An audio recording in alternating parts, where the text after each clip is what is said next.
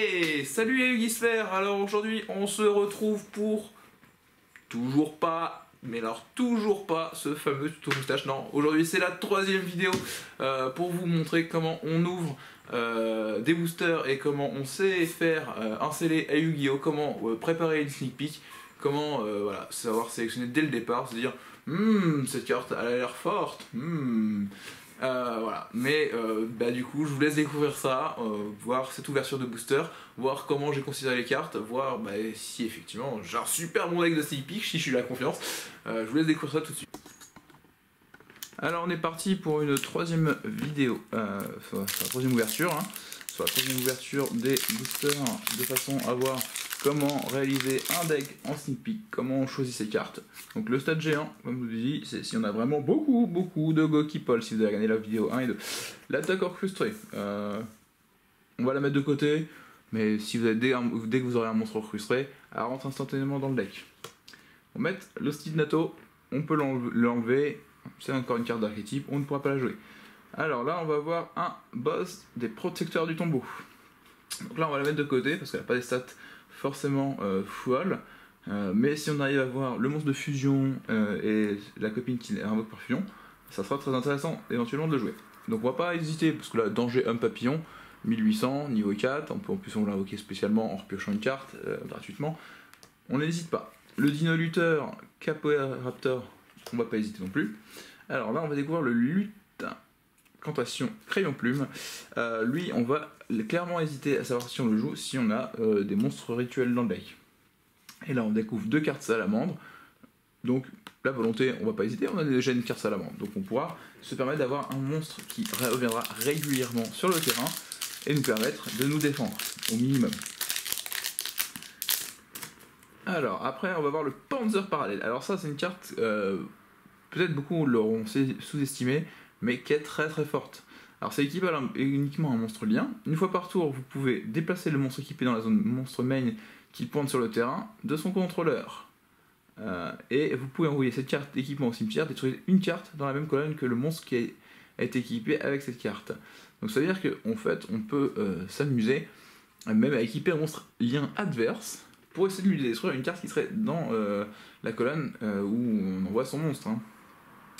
Donc ça peut être vraiment très fort, et pour vous ça sera même très fort si vous arrivez à invoquer un monstre lien.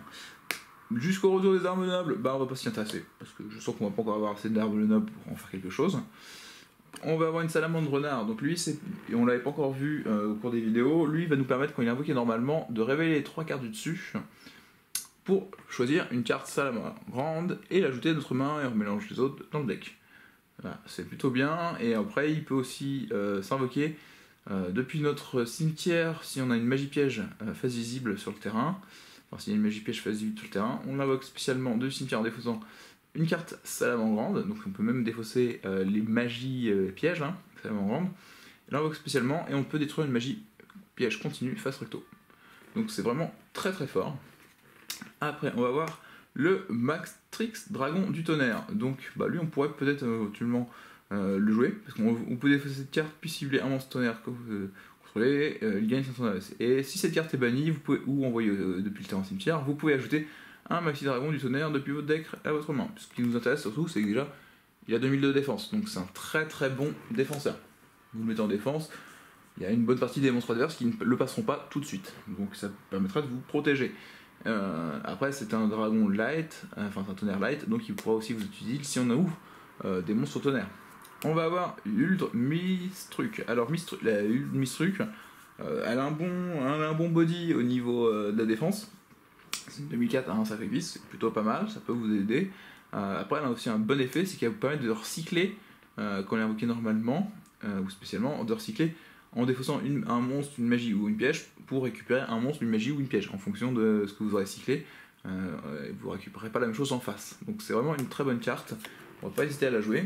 On va découvrir encore une volonté de la salamandre grande. Donc pourquoi on s'en priverait de pas en la jouer plusieurs fois, vu qu'on va encore découvrir un sur ici. Donc là on va avoir quand même déjà plusieurs monstres salamandres grandes. On va avoir encore un noyau orchestré. Donc celui-là, ce qui vous permet, vous pouvez l'envoyer à la place. Pour éviter la destruction d'un Orcus. On va voir un petit peu ce qu'on découvre dans les boosters suivants. s'il y a de quoi faire à ce niveau-là. Donc, on va découvrir la magie rituelle. Donc on va la mettre avec le lutin de cantation en fonction. Le dragon à gave, on va pas, de toute façon on va le mettre, voilà, on est obligé. Bon, un bloc course, c'est une 1600 qui peut vous protéger un petit peu. Donc c'est plutôt pas mal. C'est plutôt pas mal, on va le jouer. Bon, l'ostinato on le joue encore pas. Le temple de la vallée mortuaire, peu de chance qu'on le joue. On va encore avoir un extra sacrifice inutile, pas sûr. On découvre un autre protecteur du tombeau. Donc celui-là c'est celui qui nous permet, si la vallée mortuaire est sur le terrain, de pouvoir invoquer par fusion. Donc je sais pas s'il y en a un qui fait considérer qu'il y a une vallée mortuaire. Donc non, effectivement, il n'y a pas de truc pour me permettre d'avoir une forme de vallée mortuaire pour le moment sur le terrain. Donc on va le mettre de côté. Vu qu'on a déjà sur un monstre light, on a mis le petit Max Dragon, on va pouvoir jouer ce coup-ci, celle-ci, et on va pouvoir jouer ça sans se poser la question, le courant concentré qui nous permettra de passer n'importe quel monstre adverse. Alors, qu'est-ce qui se passe dans le troisième booster? Dino lutte mondial. Alors là, il me semble qu'on n'a pas eu beaucoup de dino lutteurs. On en a eu un. On en a eu qu'un. Donc pour l'instant, c'est pas forcément non plus la carte qu'on a envie d'ajouter pour l'instant dans le deck. Le crawler Quasiedia, on va le jouer parce que c'est un piège qui a 2100 de défense. C'est suffisant pour que ça nous intéresse. La baguette, on va pouvoir essayer de la jouer parce qu'elle a quand même un bon body. On va voir ciel du tonnerre du dragon. Donc ça, c'est plutôt pas mal. Et je pense que l'oiseau là, le petit oiseau tonnerre, c'est dommage, il n'est pas tonnerre du coup, mais on va le jouer. 2008, qui s'invoque spécialement parce que c'est un danger. Votre adversaire pour lui ça va être très dangereux. Je peux vous l'affirmer. Alors on va avoir encore un clair. On a encore une volonté de salamandre. Moi franchement on va toutes les jouer, les volontés. Je pense qu'on va pas se priver. On va découvrir un fusion et un ersatz. Alors l'ersatz, il y a vraiment là quasiment aucune chance qu'on le joue. Là on a quelques. Il va nous falloir trouver encore quelques cartes pour le deck. Un cadeau de salamandre grande. Bon, on va le jouer vu qu'on n'a pas quelques cartes salamandre grande. On va peut-être essayer de s'en faire quelque chose. Donc c'est plutôt bien. On a une barrière qui ne sert pas encore. On va voir le livre pierre pour aller avec le crayon plume. Mais pour l'instant on n'a pas de monstre rituel. Donc ça va être compliqué. On a encore une dino lutte mondiale. Pareil, là on n'a qu'un monstre dino lutteur, donc quel est l'intérêt? On va avoir le patchwork fourreur. Alors lui il est bien, il nous permet d'ajouter un lutin tranchant et une polymérisation depuis notre deck à notre main. Sauf qu'on n'a pas de polymérisation. Alors lutin tranchant, on pourrait avoir le monstre pendule.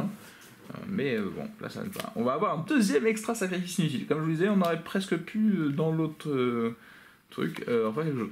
Et là on va avoir un spiritualiste encore, un ersatz et une éternité. Donc là, je vais pas vous cacher, le deck va être un petit peu plus compliqué.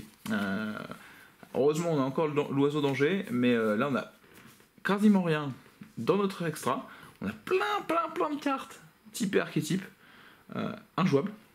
On n'a pas un seul monstre Horcrux, donc on ne pourra même pas jouer ces cartes là.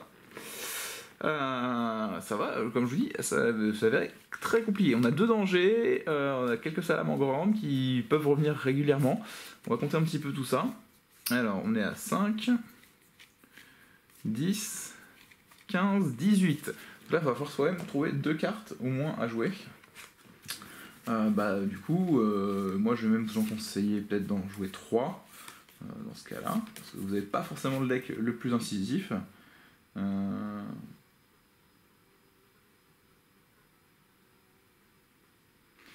Ça va être, on va peut-être dans ce cas-là jouer effectivement les protecteurs de tombeau.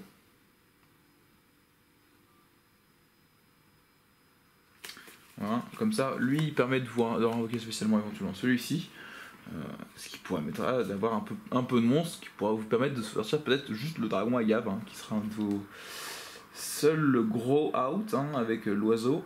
Donc on va plutôt monter effectivement à 22 encore, mais avec beaucoup de cartes là que vous n'allez pas pouvoir jouer, parce que il nous a manqué un monstre rituel, Il nous a montré qu'il y a un peu de dino lutteur. Là, il nous a manqué juste un monstre Orcus. Donc voilà.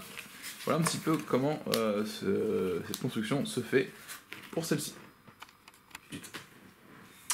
Et bah c'est la fin de cette vidéo, j'espère qu'elle vous a plu, j'espère que vous avez trouvé le deck de Sneak Peek intéressant. Je dois avouer que c'est pas forcément le troisième le plus fort, hein. Pour ça il faut plutôt retourner sur la première ou la deuxième vidéo où ils ont un peu plus de peps. Si ça ne t'a pas suffi comme explicatif de comment savoir sélectionner des cartes pour une Sneak Peek, je t'invite à passer sur la quatrième vidéo. Et puis sinon pour toi c'est l'heure du duel.